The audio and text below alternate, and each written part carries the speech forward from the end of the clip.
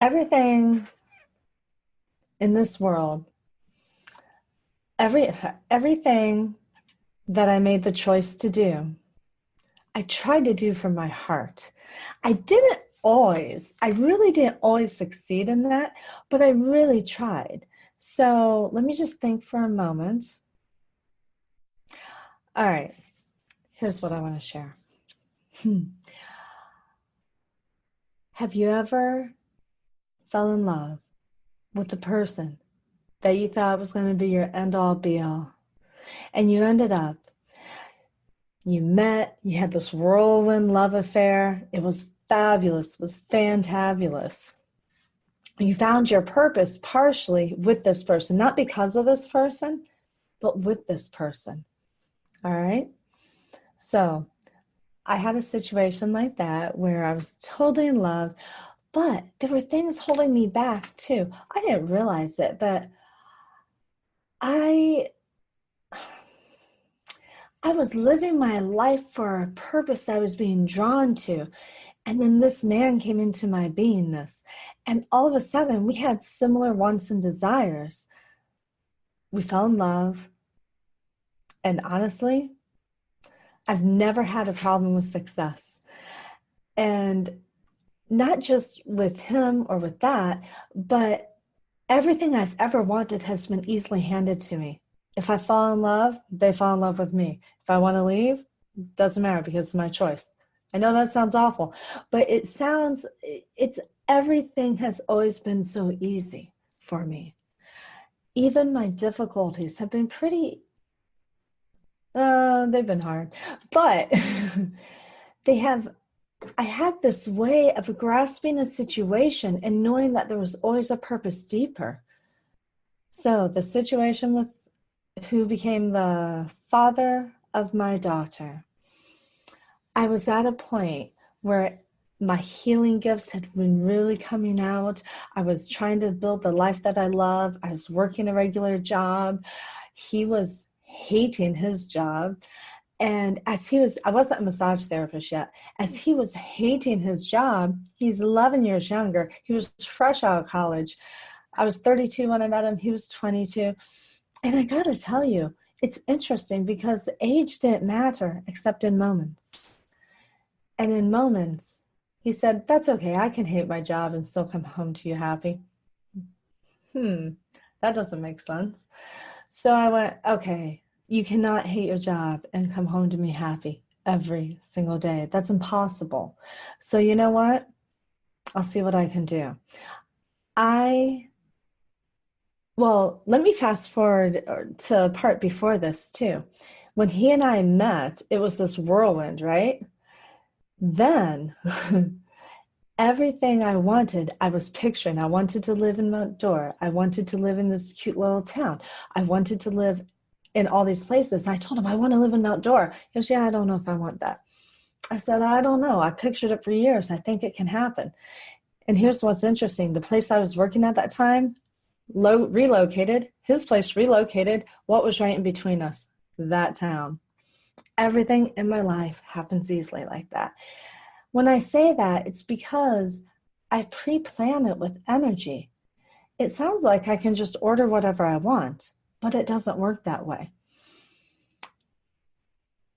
I remained positive, happy, in love with myself, with life, and with him. I didn't have many blocks. I didn't have anything to really stop me or to challenge me. And what's interesting is we only grow through adversity.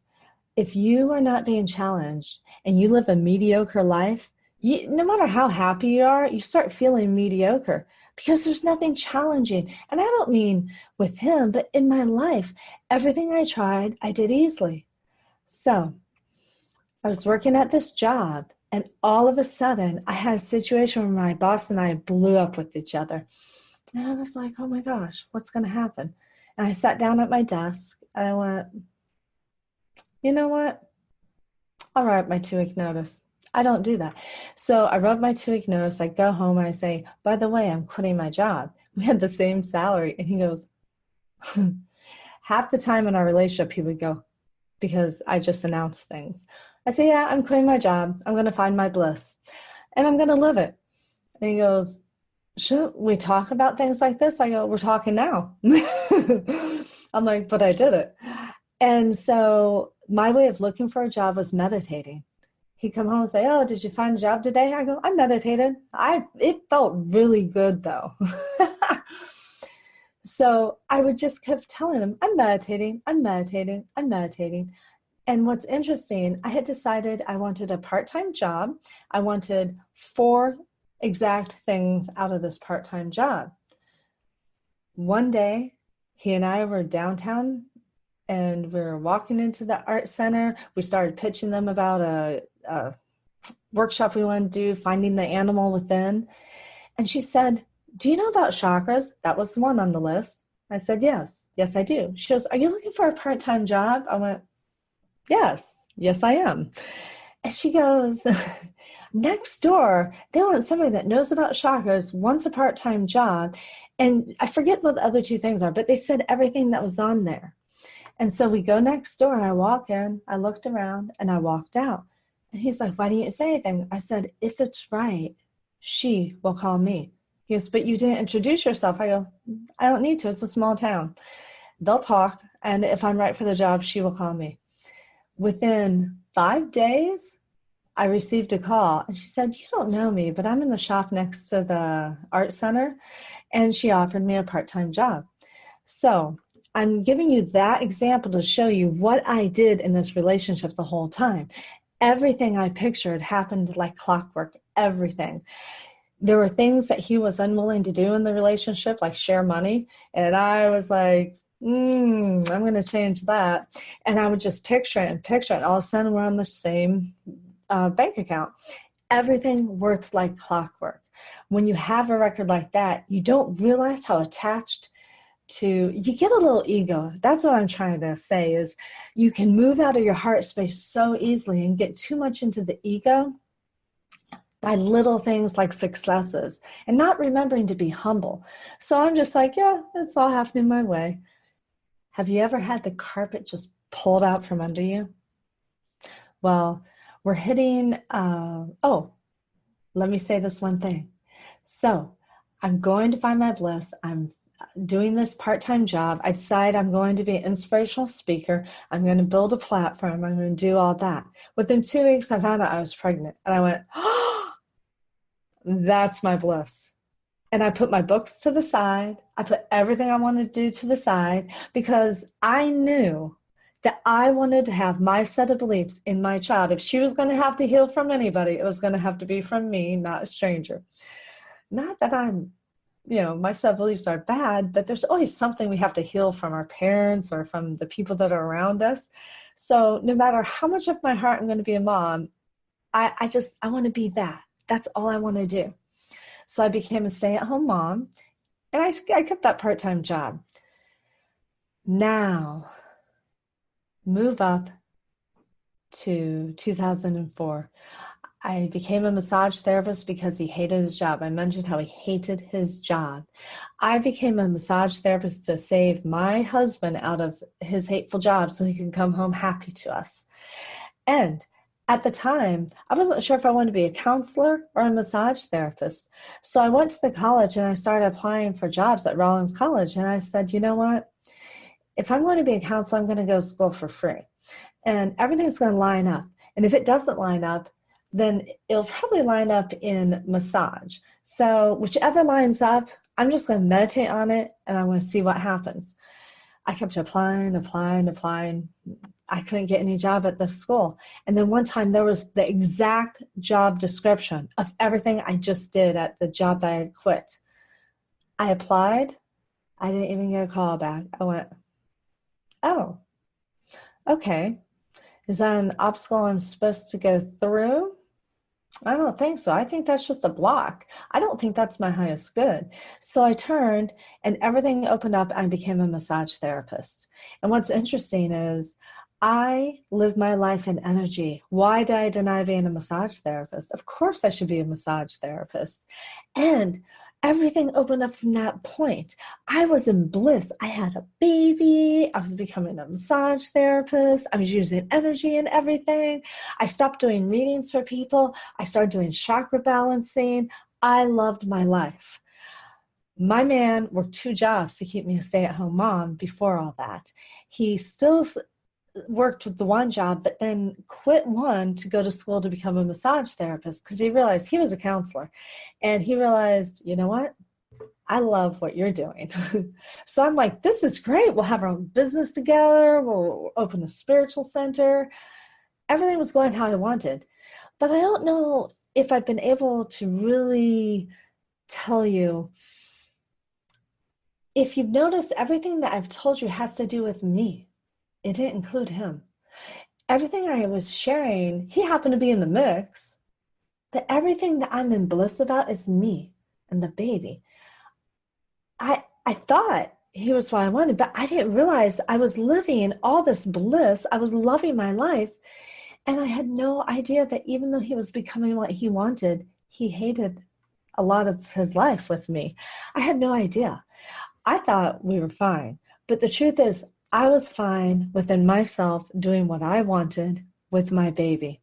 So one day, now, it's been 3 years. I built a thriving business. I'm working all the time. I have my own office. I can take my daughter.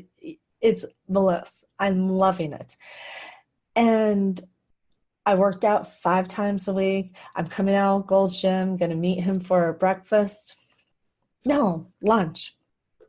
But the point is, I felt so good, so positive. My life is perfect. Then he goes, Tasha, I'm so excited. I'm like, really, what? And he goes, I discovered something. I go, what? He goes, I'm not a one-woman man. I'm like, oh, have you ever felt punched in the stomach? I could feel my stomach tightening. I could feel the tears coming, but I wouldn't dare let them fall. I was shocked. I had this amazing, blissful life. And he was excited about telling me that. I didn't know whether to run, to hide, to hit him, but that would be wrong. But it was a thought. I'm not saying it wasn't a thought. I didn't do it. But I just stood there and I could barely breathe. I felt like my lungs were collapsing. I don't know what to do. And he goes, where do you want to go for lunch? Like it was just the next sentence. And I walked in a couple circles and I went, I don't know what to do with this. I said, and he goes, oh, I haven't cheated. I just imagined it a lot. Well, okay, that makes it so much better. I smiled.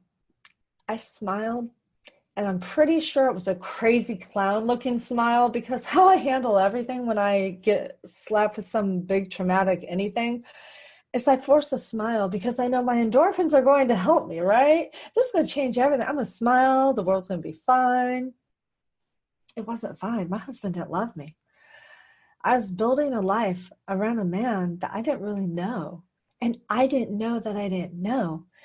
When I went back and looked at my planner. I had a planner. I wrote everything in my planner. I still do. And everything was about me, my writing, my workout, my clients, my daughter. And all of a sudden, this one spot I put Anna plays with her dad. It slowly dawned on me as I was letting everything soak in. I was living this amazing life and it had nothing to do with being in the partnership. No wonder he's not happy. No wonder he wants to leave me. It's 2007. And he goes, and by the way, I'm going to declare bankruptcy. I'm like, for our debts, we don't have enough to declare bankruptcy for. And he's like, yeah, we do. And I want to start fresh.